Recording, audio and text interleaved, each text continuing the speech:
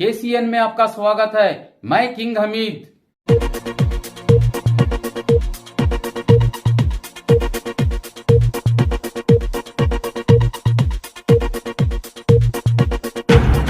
KCN ನ್ಯೂಸ್ಗೆ ಸ್ವಾಗತ. ನಾನು ಅಪೂರ್ವ ಗೌಡ. ಸೌಹಾರ್ದ ಕರ್ನಾಟಕ ಮೈಸೂರು ವತಿಯಿಂದ ಸಂಕ್ರಾಂತಿ ಹಬ್ಬದ ಪ್ರಯುಕ್ತ ಇಂದು ಸೌಹಾರ್ದ ಸಂಕ್ರಾಂತಿ ಹೆಸರಿನಲ್ಲಿ ಹಿಂದೂ ಮುಸ್ಲಿಂ ಕ್ರಿಶ್ಚಿಯನ್ನರನ್ನು ಒಳಗೊಂಡಂತೆ ಹಬ್ಬ ಆಚರಿಸಲಾಯಿತು. ಮೈಸೂರಿನ ಉದಯಗಿರಿ ವೃತ್ತದಲ್ಲಿ ಸೌಹಾರ್ದ ಕರ್ನಾಟಕ ಮೈಸೂರು ವತಿಯಿಂದ ಆಯೋಜನೆಗೊಂಡಿದ್ದ ಕಾರ್ಯಕ್ರಮದಲ್ಲಿ ಕಾರ್ಯಕ್ರಮ ಉದ್ಘಾಟಿಸಿ ಮಾತನಾಡಿದ ರಂಗಕರ್ಮಿ ಸಿ ಬಸವಲಿಂಗಯ್ಯ, ಜಗತ್ತು ಇಂದು ದೇಶ ಎಂದು ಇಬ್ಬಾಗವಾಗಿದೆ. ಒಂದು ಮಾರುವವರ ಭಾರತ, ಕೊಳ್ಳುವವರ ಭಾರತ. ಇಲ್ಲಿ ದೇವರು ಧರ್ಮವನ್ನು ಸರಕುಗಳನ್ನಾಗಿ ಮಾಡಲಾಗಿದೆ. ಇದರಿಂದಾಗಿ ಇಂದು ಸೌಹಾರ್ದತೆ, ಪ್ರೀತಿ, ಸೋದರತ್ವ ಮರೆಯಾಗಿದೆ. ಇಂದು ಒಡೆದ ಮನಸ್ಸುಗಳನ್ನು ಕೂಡಿಸಬೇಕಿದೆ. ಇಂತಹ ಪ್ರಯತ್ನಕ್ಕೆ ಈ ರೀತಿಯ ಸೌಹಾರ್ದತೆಯ ಕಾರ್ಯಕ್ರಮಗಳ ಅಗತ್ಯವಿದೆ. ಹಿಂದೆ ಎಲ್ಲರೂ ಧರ್ಮದವರು, ಎಲ್ಲ ಧರ್ಮದವರು ಎಲ್ಲ ಹಬ್ಬಗಳನ್ನು ಆಚರಿಸುತ್ತಿದ್ದರು. ಇಂದು ಆ ಪರಂಪರೆಯನ್ನು ಮುಂದುವರಿಸಬೇಕಿದೆ ಎಂದರು. ವಿಶ್ರಾಂತ ಉಪಕುಲಪತಿಗಳಾದ ಭೂಮಿಗೌಡ ಮಾತನಾಡಿ, ನಾವೆಲ್ಲ ಜಾತಿ ಧರ್ಮದ ಸೋಂಕಿಲ್ಲದೆ ಎಳ್ಳು ಬೆಲ್ಲ ಹಂಚಿ ತಿಂದು ಬೆಳೆದವರು. ಸಂಕ್ರಾಂತಿ ಹಬ್ಬದಲ್ಲಿ ಎಳ್ಳು ಬೆಲ್ಲ, ಕೊಬ್ಬರಿ ಕಡಲೆ ಬೆರೆಸಿ ತಿಂದರೆ ರುಚಿ ಜಾಸ್ತಿ. ಹಾಗೆಯೇ ನಾವೆಲ್ಲ ಜಾತಿ ಧರ್ಮ ಮೀರಿ ಬೆರೆತು ತಿಂದರೆ ಸಿಹಿ ಇನ್ನೂ ಜಾಸ್ತಿ. ಹಾಗಾಗಿ ಇಂದು ನಾವು ಬಂಧುತ್ವವನ್ನು ಗಟ್ಟಿಗೊಳಿಸಬೇಕು ಎಂದರು.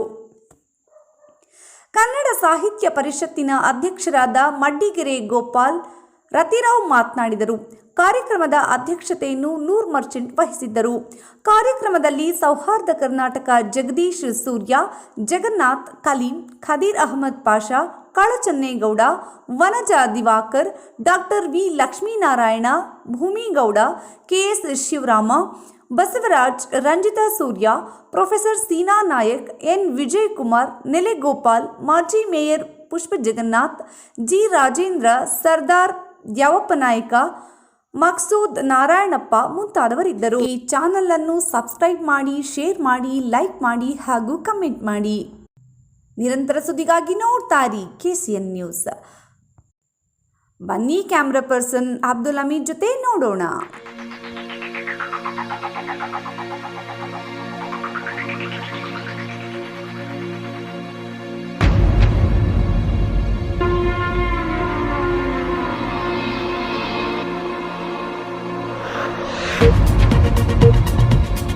ಸಾಕಷ್ಟು ಸಮಯವನ್ನು ನಾವು ತೆಗೆದುಕೊಂಡಿದ್ದೀವಿ. ಈ ಬಿಸಿಲು ಬೇಸಿಗೆಯನ್ನು ನಾವು ಸಹಿಸಿಕೊಂಡು ಇಷ್ಟುವರೆಗೂ ತಾವೆಲ್ಲರೂ ನಮಗೆ ಸಹಕಾರ ಕೊಟ್ಟಂಥವರಿಗೆ ಧನ್ಯವಾದಗಳನ್ನು ಅರ್ಪಿಸಿ, ಮೊದಲಿಗೆ ಸೌಹಾರ್ದ ಸಂಕ್ರಾಂತಿ ಸೌಹಾರ್ದ ಕರ್ನಾಟಕ ಮತ್ತು ಇನ್ಸಾಫ್ ಮೈಸೂರು ಸಂಸ್ಥೆಗಳ ಸಂಯುಕ್ತ ಆಶ್ರಯದಲ್ಲಿ ಏರ್ಪಡಿಸುವಂಥ ಈ ಒಂದು ಸೌಹಾರ್ದ ಸಂದೇಶದ ಸಭೆಯನ್ನು ನಾವು ಈ ವರ್ಷ ಉದಯಗಿರಿಯಲ್ಲಿ ನಡೆಸಬೇಕು ಅಂತ ಉದ್ದೇಶಿಸಿ ತಮ್ಮೆಲ್ಲರನ್ನು ಆಹ್ವಾನಿಸಿದ್ದೀವಿ. ಈ ದೇಶವನ್ನು ಹೇಗೆ ನಾವು ಉಜ್ವಲವಾಗಿ ಇದರ ಭವಿಷ್ಯ ನಿರ್ಮಿಸಬೇಕು, ಇದೆಲ್ಲ ನಮ್ಮ ಕರ್ತವ್ಯ ಇದು ಅಂದ್ಕೊಂಡು ನಾವು ಈ ಒಂದು ನಮ್ಮ ಸಮಾಜದಲ್ಲಿ ಶಾಂತಿ ಸೌಹಾರ್ದತೆ ಮುಂದುವರಿಯಲಿ ಅಂತ ನಾನು ಹೇಳ್ತಾ, ಮತ್ತೊಮ್ಮೆ ತಮ್ಮೆಲ್ಲರಿಗೂ ಹಬ್ಬದ ಹಾರ್ದಿಕ ಶುಭಾಶಯಗಳನ್ನು ಕೋರ್ತಾ ನನ್ನ ಈ ಒಂದು ಅಧ್ಯಕ್ಷೀಯ ಭಾಷಣವನ್ನು ನಾನು ಮುಕ್ತಾಯಗೊಳಿಸ್ತೇನೆ. ಜೈ ಹಿಂದ್, ಜೈ कर्नाटक। आज जैसे कि आप सबको मालूम है कि संक्रांति ईद मनाई जा रही है पूरे देश भर में। इसी तरह आज सौहार्द कर्नाटका से जो है सौहार्दते संक्रांति जो है हमें लोग मनाने जा रहे हैं। ये कोई आज इसी साल नहीं, पिछले कई सालों से बनाया जा रहा है। मुख्तलिफ जगहों में जो है शहर मैसूर के अलग अलग इलाकों में बनाया जा रहा है और दूसरे शहरों में भी बनाया जा रहा है। ये सौहार्द कर्नाटका का एक ही पूरी है, एक संदेशा है, एक ऐलान है कि इस ईद में जो है हम लोग भी जुड़कर जो है, जो हमारे साथी हैं, नॉन मुस्लिम्स रहो, दलित रहो और जितने भी आदिवासी हो, ये लोगों को एक संदेश देना चाहते हैं कि हम लोग सब मिलकर जुड़े हैं। अब संक्रांति ऐसी है कि पूरे देश भर में होती है, कर्नाटका में मकर संक्रांति बोलते हैं, जिस तमिलनाडु में पोंगल कहते हैं। अलग अलग इलाकों में अलग अलग नाम दिए जाते हैं, लेकिन ईद तो एक ही है। जैसे हम लोग भी जो रमजान शरीफ मनाया जाता है, जब लोग भी आकर साथ देते हैं तो बहुत खुशियों के पैर में आकर हमें मुबारकबाद दिया जाता है, तो इसी तरह हम लोग भी इस मकर संक्रांति में जो है इन लोगों को जुड़कर जो है उदयगिरी सर्कल में जो है आज जुड़ा कर जो है इन लोगों की खिदमत, मतलब ईद की खुशियाँ बांटा जा रहा है। जैसे एलू बेलू और गन्ना जितने भी स्वीट्स हैं ये बांटा जा रहा है। ये एक संदेशा है पूरे देश भर के लिए कि हम लोग जो है जात पात छोड़ के जो है हर कम्युनल हार्मनी छोड़ के कम्युनल हार्मनी बनाने के लिए आज का प्रोग्राम तय किया गया है। और इसमें मुख्तलिफ जगह से पूरे शहर मैसूर से आसपास से भी आए हैं हमारे हिंदू भाई लोग, और जितने भी लेडीज वगैरह सब आए हैं, और कॉर्पोरेशन के सदस्य जितने भी हैं, कॉर्पोरेटर्स भी आने वाले हैं, और बहुत सारे लोग भी जो हमारे इंटेलेक्चुअल्स हैं वो भी आने वाले हैं। अभी इस प्रोग्राम का सही है कि संदेशा देना चाह रहे हैं कि संक्रांति हब्बा जो मनाया जाता है खुशी का ऐलान है, तो उनकी खुशी में जो है हम लोग भी जुड़कर जो है उनकी खुशियाँ मनाया जा रहा है। बस जिस तरह आज नॉन मुस्लिम्स आपके साथ शामिल होकर ये फेस्टिवल सेलिब्रेट करें, इसी तरह क्या आपके जो फेस्टिवल होते हैं उसमें भी हम आपको सेलिब्रेट 100% किए हैं ना। सिंपल है, अब जैसे मीडिया वाले भी देखें बहुत सारे सालों से जो है इनके साथ ही बना, और ये लोग भी जो है हमारे साथ जो है ईद मिलन तो हर तबका बनाता है और हम लोग अभी बना कर रहे हैं। और यही एक संदेशा है कि ईद के दिन ये लोग भी आकर जो है हमारे साथ जुड़कर बनाते हैं। उदयगिरी सर्कल में पहली बार है। सर क्या मकसद है यहाँ करने? पिछली बार जाकिर हुसैन सर्कल में करे थे, यहाँ करने का मकसद नहीं, अलग अलग जगह चेंज करें मतलब, क्योंकि हर जगह भी हर लोग के हर तबके के लोग जमा हुए, तो इन लोगों को जो है एक संदेशा देने का एक सर आज हिंदू मुस्लिम में बहुत सारे बातें चल रही है, तो ये जो आप कर रहे हैं एक अच्छा एग्जाम्पल दे रहे हैं। बिल्कुल सही बात है। हालत जो दिन ब दिन लोगों का एक ये है कि यही एक संदेशा है कि कोई जात पात खराब नहीं है, सब मिलकर वगट है।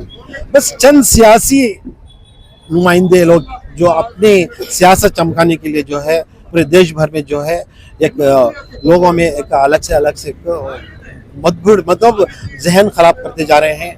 आज इसीलिए प्रोग्राम का यही मकसद है कि ऐसी कोई भेदभाव नहीं है हम लोगों में, हम सब एक जुड़े हुए हैं और एक साथ रहेंगे। तो इसका संदेश है। आज शहर मैसूर के अंदर हमारे जो मुस्लिम अहबाब हैं वो मिलकर गैर मुस्लिम अहबाब को संक्रांति ईद की मुबारकबादी पेश करने के लिए यहाँ जमा हुए हैं। यहाँ हर मज़हब के लोग मिला मज़हब तफरक़ा यहाँ जमा हुए हैं। आपस में ये कोशिश हो रही है कि हम आपस में भाईचारगी का जो मैसेज हमारे तालीमात दिए हैं वो इन तक पहुंचाने की कोशिश यहाँ की जा रही है। अल्हम्दुलिल्लाह ईदें तो आते हैं, हर मज़हब की अलग अलग ईदें आते हैं। ईद का यही मकसद है कि खुशियों को बांटो, खुशियों को बांटने से खुशियाँ दोबाला होते हैं। आज इनकी ईद में हम भी शरीक हुए हैं। हम दुआ करते हैं कि अल्लाह ताला इसी तरह आने वाले दिनों में मैसूर जो है वो पूरे हिंदुस्तान के अंदर एक मिसाली शहर बने, जिसमें बाहमी भाईचारगी मोहब्बत के साथ यहाँ पर जिंदगी कर रहे हैं। ಪರಿಚಯ ಮಾಡ್ಕೊಳ್ಬೇಕಾ? ಹೇಳಿ. ನಾನು ಪ್ರೊಫೆಸರ್ ಕೆ ಕಾಳಚನ್ನೇಗೌಡ ಅಂತೇಳಿ PUCL ಅಧ್ಯಕ್ಷ ಮೈಸೂರು ಘಟಕದ. ಈಗ ನಾವು ಕಳೆದ ಒಂದು ವರ್ಷದಿಂದ ಕಳೆದ ಸಂಕ್ರಾಂತಿನಲ್ಲೂ ಕೂಡ ನಾವು ಈ ಥರ ಸೌಹಾರ್ದ ಸಂಕ್ರಾಂತಿ ಅಂತೇಳಿ ಅದನ್ನು ಏರ್ಪಾಡು ಮಾಡಿದ್ವು. ಭಾರತ ಬಹುತ್ವದ ರಾಷ್ಟ್ರ, ಎಲ್ಲ ಜನಾಂಗ ಭಾಷೆ ಇರ್ತಕ್ಕಂಥವ್ರು, ಹಲವು ಸಂಸ್ಕೃತಿಗಳನ್ನು ಉಳ್ಳಂಥ ದೇಶ ಅದು. ಇಂಥ ವಿಶಿಷ್ಟವಾಗಿರ್ತಕ್ಕಂಥ ದೇಶದಲ್ಲಿ ನಾವು ನಮ್ಮದೇ ಆದಂಥ ಒಂದು ಸಂವಿಧಾನವನ್ನು ನಾವು ಅಳವಡಿಸ್ಕೊಂಡಿದ್ದೀವಿ. ಅಲ್ಲಿ ನಾವೆಲ್ಲರೂ ಕೂಡ ಸೌಹಾರ್ದತೆಯಿಂದ ಇರಬೇಕಾಗಿದೆ. ಆದರೆ ಸ್ವಾತಂತ್ರ್ಯ ನಂತರದ ಇತ್ತೀಚಿನ ವರ್ಷಗಳಲ್ಲಿ ಒಂದು ಜನಾಂಗಕ್ಕೆ ಸೇರಿದ ರಾಷ್ಟ್ರ ಅಂತೇಳಿ ಮಾಡಬೇಕು ಅನ್ನುವಂಥ ಹುನ್ನಾರಗಳು, ಯೋಜನೆಗಳೆಲ್ಲವೂ ಕೂಡ ವ್ಯವಸ್ಥಿತವಾಗಿ ಸರ್ಕಾರದ ಮಟ್ಟದಲ್ಲೇ ನಡೀತಾ ಇದೆ. ಅದಲ್ಲ, ಭಾರತ ಅನ್ನುವಂಥ ಸಂದರ್ಭದಲ್ಲಿ ಎಲ್ಲ ಧರ್ಮದ, ಎಲ್ಲ ಜನಾಂಗಗಳ, ಎಲ್ಲ ಜಾತಿಯೊಳಗೆ ಸೇರಿರ್ತಕ್ಕಂಥ, ಬಡವರು ಶ್ರೀಮಂತರಿಗೆ ಸೇರಿರ್ತಕ್ಕಂಥ ಎಲ್ಲರ ದೇಶ ಇದು. ಹಾಗಾಗಿ ಸೌಹಾರ್ದತೆ ಅನ್ನುವಂಥದ್ದು ಮುಖ್ಯ ಆಗ್ತದೆ. ನಾವು ಒಂದೇ ಏರಿಯಾದಲ್ಲಿ ಅಥವಾ ಒಂದು ನಗರದಲ್ಲಿ, ಹಳ್ಳಿನಲ್ಲಿ ವಾಸ ಮಾಡುವಂಥ ಸಂದರ್ಭದಲ್ಲಿ ಇವರೆಲ್ಲರೂ ಕೂಡ ನಮ್ಮವರು ಅನ್ನುವಂಥದ್ದೇ ಮುಖ್ಯ ಆಗ್ತದೆ. ಇಲ್ಲ ಅಂದರೆ ನಮಗೆ ಒಂದು ರೀತಿಯಾದಂಥ ನೆಮ್ಮದಿಯ ಜೀವನ ಅನ್ನುವಂಥದ್ದು ಇದೆಯಲ್ಲ, ಅದು ಬೇಕದು, ಬಹುಮುಖ್ಯವಾಗಿ ಅದು ನಮಗೆ ಬೇಕು. ನಾವು ಬೇರೆ ಬೇರೆ ಜನಾಂಗದವರೆಲ್ಲ ಅಕ್ಕಪಕ್ಕದಲ್ಲಿ ವಾಸ ಮಾಡುವಂಥ ಸಂದರ್ಭದಲ್ಲಿ ಅವ್ರು ನಮ್ಮವರಲ್ಲ ಅನ್ನುವಂಥದ್ದು ನಮ್ಮ ಮನಸ್ಸಿಗೆ ಬಂದರೆ, ಅಥವಾ ಅವರ ಅಭಿವೃದ್ಧಿಗೆ ತಕ್ಕಂತೆ ನಾವು ತೊಡರುಗಳನ್ನು ಅಥವಾ ಅವ್ರಿಗೆ ತೊಂದರೆಗಳನ್ನು ಉಂಟು ಮಾಡಿದ್ರೆ ದೇಶದ ಪ್ರಗತಿ ಆಗಲಾರ್ದು. ಹಾಗಾಗಿ ಇವತ್ತು ದೇಶ ಎಲ್ಲ ಕಡೆ ಪ್ರಗತಿ ಆಗ್ತಾ ಇದೆ. ಸೊ ಹಾಗಾಗಿ ಪ್ರಗತಿ ಆಗುವಂಥ ಸಂದರ್ಭದಲ್ಲಿ ಮನುಷ್ಯರು ನಾವೆಲ್ಲ ಒಂದೇ ಅನ್ನುವಂಥ ಭಾವನೆಗಳು ನಮಗೆ ಬರಬೇಕು. ಆದರೆ ಇತ್ತೀಚಿನ ದಿನಗಳಲ್ಲಿ ಅದಕ್ಕೆ ವಿರುದ್ಧವಾದಂಥ ನಡವಳಿಕೆಗಳು, ಕಾರ್ಯಕ್ರಮಗಳು, ಯೋಜನೆಗಳೆಲ್ಲ ನಡೀತಾ ಇರೋದ್ರಿಂದ ಈ ಥರದ ಒಂದು ಅಗತ್ಯ ಇದೆ. ಯಾವುದೇ ಜನಾಂಗದವರಾಗಿರಲಿ ನಾವೆಲ್ಲ ಒಂದೇ ಅನ್ನುವಂಥ ಭಾವನೆಯಲ್ಲಿ ನಡಿಬೇಕಾಗ್ತದೆ. ಅವರ ಹಬ್ಬ ಆಚರಣೆಗಳಲ್ಲಿ ನಾವು ಭಾಗಿಯಾಗಬೇಕಾಗ್ತದೆ, ನಮ್ಮ ಹಬ್ಬ ಆಚರಣೆಗಳಲ್ಲಿ ಅವ್ರು ಭಾಗಿಯಾಗಬೇಕಾಗ್ತದೆ. ಅದು ಮುಸಲ್ಮಾನರಾಗಿರ್ಬೋದು, ಅವ್ರು ಕ್ರಿಶ್ಚಿಯನ್ಸ್ ಆಗಿರ್ಬೋದು, ಜೈನರಾಗಿರ್ಬೋದು, ಹಿಂದೂಗಳಾಗಿರ್ಬೋದು, ಎಲ್ಲರ ಭಾವನೆಗಳಲ್ಲಿ ನಾವು ಅಥವಾ ಅವರ ಹಬ್ಬ ಆಚರಣೆಗಳಲ್ಲಿ ನಾವು ಒಂದಾಗಬೇಕಾದಂಥ ಅಗತ್ಯ ಮೊದಲಿಗಿಂತ ಇವತ್ತು ಮುಖ್ಯವಾಗಿದೆ. ಹಾಗಾಗಿ ನಾವು ಇದರಲ್ಲಿ ಭಾಗವಹಿಸ್ತಾ ಇದ್ದೀವಿ. ಹೆಚ್ಚಿನ ಸಂಖ್ಯೆಯಲ್ಲಿ ಇದನ್ನ ಎಲ್ಲರೂ ಕೂಡ ಬೆಂಬಲಿಸಬೇಕು ಅಂತೇಳಿ ನಾನು ಈ ಮೂಲಕ ಕೇಳ್ಕೊಳ್ತಾ ಇದ್ದೀನಿ. ನಮಸ್ಕಾರ. ಅಂದ್ರೆ ಒಂದು ನಾಗರಿಕ ಸಮಾಜ, ಭಾರತದ ನಾಗರಿಕರು ಏನಿದ್ದೀವಿ ನಾವು, ಅದಕ್ಕೆ ನಾನು ಆಗ್ಲೇ ಹೇಳಿದೆ, ಭಾರತದ ಜನಗಳಾದ ನಾವು ಪ್ರಜೆಗಳಲ್ಲ. ಪ್ರಜೆ ಅಂದ್ರೆ ವಿರುದ್ಧ ಪದ ರಾಜ ಉಟ್ಬಿಡ್ತಾನೆ, ಅದಕ್ಕೆ ಒಂದು ಪದ ಬಳಸುವಾಗ ಎಚ್ಚರ ವಹಿಸ್ಬೇಕಾಗತ್ತೆ. ನೋಡಿ, ಸುರ ಅಸುರ ಅಂತ ಎರಡು ಪದ ಇದೆ. ಸುರ ಅಂದ್ರೆ ದೇವತರಂತೆ, ಅಸುರ ಅಂದ್ರೆ ದಾನವಂತೆ, ಭೂಲೋಕದಲ್ಲಿ ಇರೋರು. ಎಲ್ರಿಗೂ ಸಂಕ್ರಾಂತಿಯ ಹಾರ್ದಿಕ ಶುಭಾಶಯಗಳು.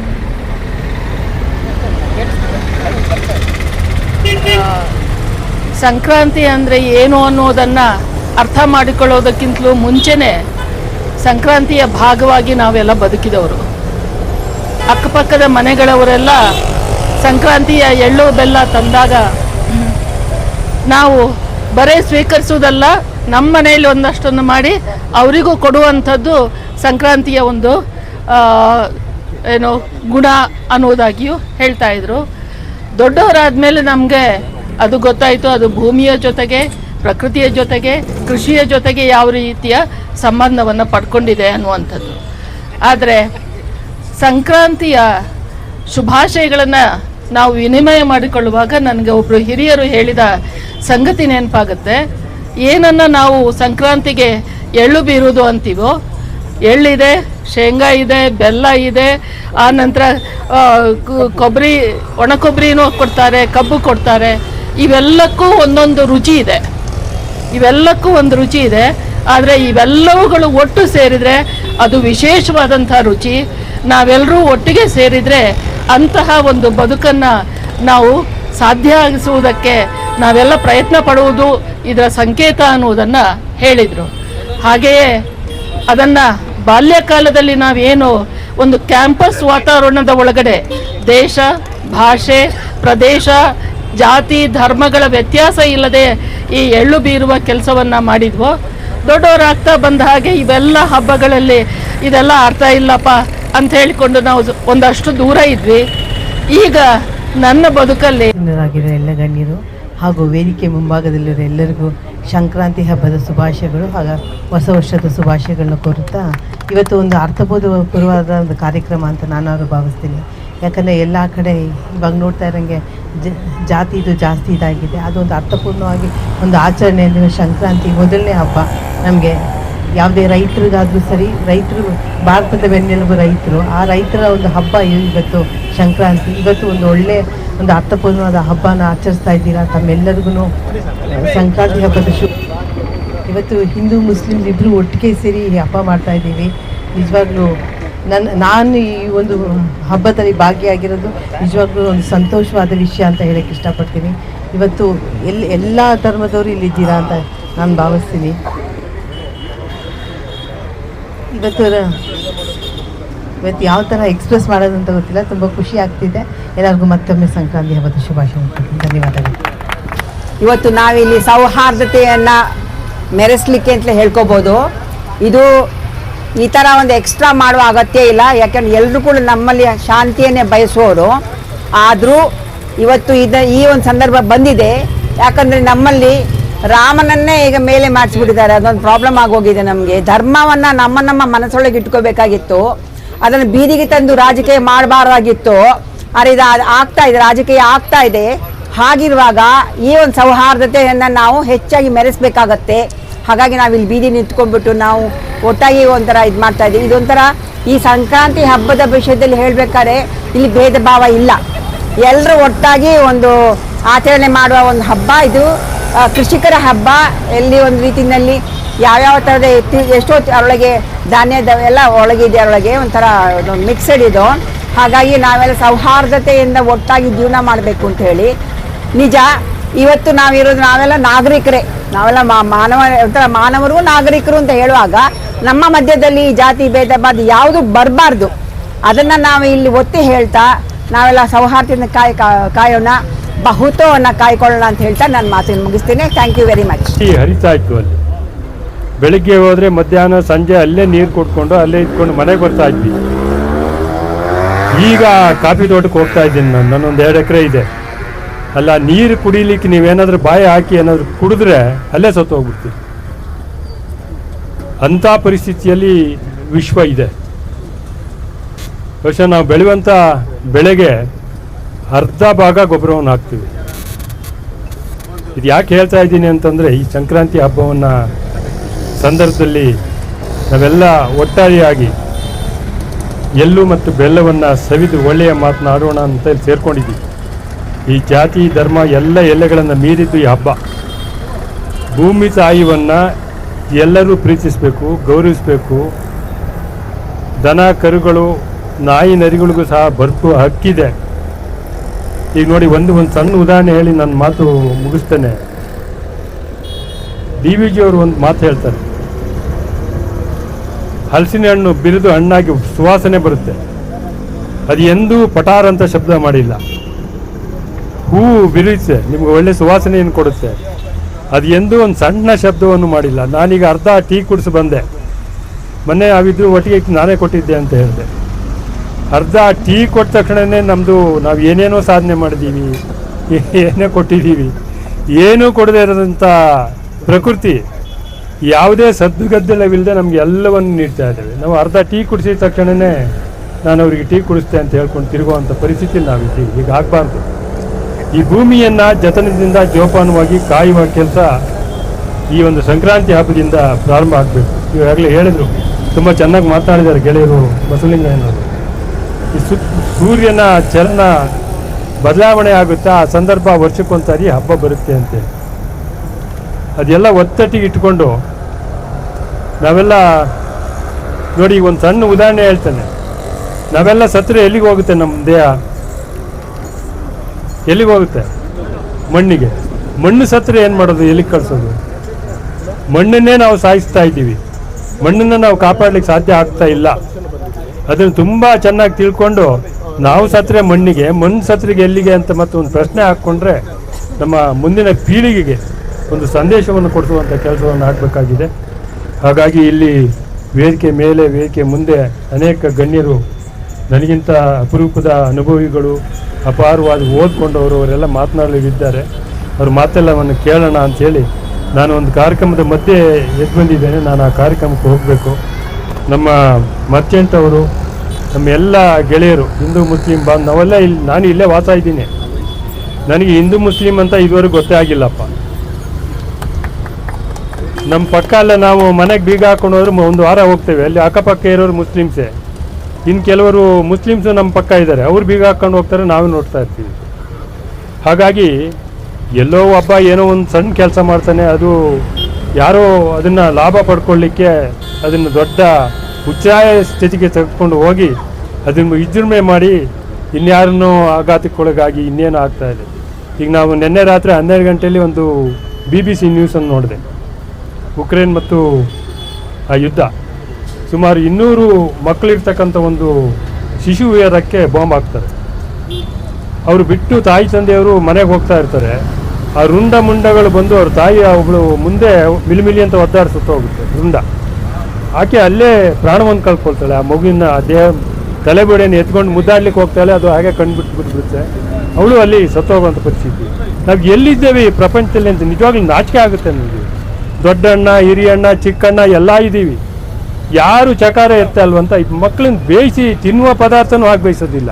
ಆ ಥರ ಕೆಟ್ಟ ವ್ಯವಸ್ಥೆ ನಮ್ಮ ಇಡೀ ವಿಶ್ವದಲ್ಲಿ ನಡೀತಾ ಇದೆ. ಇದಕ್ಕೆ ಯಾರನ್ನ ನಾವು ಹೊಣೆಗಾರಿಕೆ ಮಾಡೋದು, ಯಾರಿದ್ರು ಜವಾಬ್ದಾರಿ?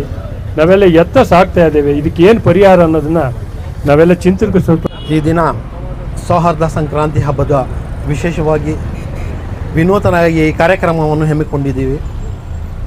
ಕಳೆದ ಹಲವಾರು ವರ್ಷಗಳಿಂದ ಯಾವುದೋ ಹಬ್ಬ ಬರಲಿ, ಸಂಕ್ರಾಂತಿ ಹಬ್ಬ,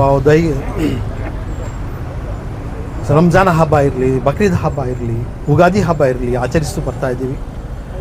ಈ ಒಂದು ಸಂದೇಶವನ್ನು ಇಡೀ ದೇಶಾದ್ಯಂತ ಕೊಡೋರ ಮುಖಾಂತರ ಸೌಹಾರ್ದ ಕರ್ನಾಟಕ, ಸೌಹಾರ್ದತಾ ಸಂಕ್ರಾಂತಿ ಅನ್ನೋ ಹಬ್ಬವನ್ನು ಈ ದಿನ ಉದಯಗಿರಿಯಲ್ಲಿ ಹಮ್ಮಿಕೊಂಡಿರುವುದು. ಮತ್ತು ಈ ಕಾರ್ಯಕ್ರಮಕ್ಕೆ ತಾವು ಎಲ್ಲ ಬಂದು ಈ ಕಾರ್ಯಕ್ರಮವನ್ನು ಯಶಸ್ವಿ ಮಾಡಿದ್ದಕ್ಕೆ ಮುಖ್ಯ ಅತಿಥಿಗಳಾಗಿ ನಮ್ಮ ಮಡಿಕೇರಿ ಗೋಪಾಲ್ ಅವರು, ಸುಮಾರು ಬಸವಲಿಂಗ ಸ್ವಾಮಿ ಮತ್ತು ಹಲವಾರು ಜನಗಳು ಈ ದಿನ ಬಂದು ಈ ಕಾರ್ಯಕ್ರಮಕ್ಕೆ ಯಶಸ್ವಿ ಮಾಡಿದ್ದಾರೆ. ಎಲ್ಲರಿಗೂ ಹೃದಯವಾಗಿ ನಾನು ವಂದನೆ ಮಾಡ್ತಾಯಿದ್ದೀನಿ. ಥ್ಯಾಂಕ್ಸ್. ಮತ್ತು ಇದೇ ರೀತಿ ಮಾಧ್ಯಮವರು ಈ ಕಾರ್ಯಕ್ರಮಕ್ಕೆ ಬಂದು ಭಾಳಷ್ಟು ಸಹಕಾರ ಮಾಡಿದ್ದಾರೆ. ಮತ್ತು ಪೊಲೀಸ್ ಡಿಪಾರ್ಟ್ಮೆಂಟಿಂದ ನಾನು ಉದಯಗಿರಿ ಸರ್ಕಲ್ ಇನ್ಸ್ಪೆಕ್ಟರು ಮತ್ತು ಸಬ್ ಇನ್ಸ್ಪೆಕ್ಟರ್ಗಳು ಮತ್ತು ಎಲ್ಲ ಸ್ಟಾಫ್ಗಳನ್ನು ಬಂದ್ಬಿಟ್ಟು ಈ ಕಾರ್ಯಕ್ರಮಕ್ಕೆ ಯಶಸ್ವಿ ಮಾಡಿದ್ದಾರೆ. ಅವ್ರಿಗೂ ಹೃದಯವಾಗಿ ನಾನು ವಂದನೆ ಮಾಡ್ತೀನಿ. ಕೊನೆಯದಾಗಿ ಈ ಸೌಹಾರ್ದತೆಯನ್ನು ಸರ್ವಧರ್ಮದ ಜನತೆಯಲ್ಲಿ ಈ ಕಾರ್ಯಕ್ರಮವನ್ನು ಇನ್ನೂ ಮುಂದಿನ ದಿನದಲ್ಲಿ ಯಾವುದೋ ಕಾರ್ಯಕ್ರಮದ ಹಬ್ಬಗಳನ್ನು ಆಚರಿಸ್ತೀವಿ ಅಂತ ಈ ಮೂಲಕ ಹೇಳಿ ಎಲ್ಲರಿಗೂ ಶುಭಾಶಯಗಳನ್ನು. ಮತ್ತೊಮ್ಮೆ ಈ ಸಂದರ್ಶನದ ದಿನದಲ್ಲಿ ಈ ದಿನದ ಎಲ್ಲರಿಗೂ ಹೃದಯವಾಗಿ ಸಂಕ್ರಾಂತಿ ಹಬ್ಬವನ್ನು ಆಶೀರ್ವದಿಸುತ್ತದೆ. ನಮಸ್ಕಾರ. Thank you so much.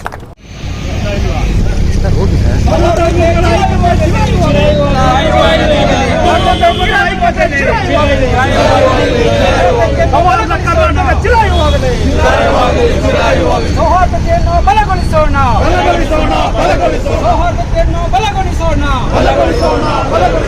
30ರ ಮಾನವ ಸರಪಳಿಯನ್ನು ಯಶಸ್ವಿಗೊಳಿಸೋಣ,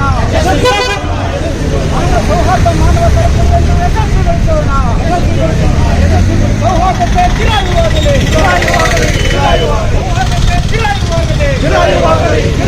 ಮಾನವೀಯತೆ ಚಿರಾಯುವಾಗಲಿ, ಮಾನವೀಯತೆ ಚಿರಾಯುವಾಗಲಿ.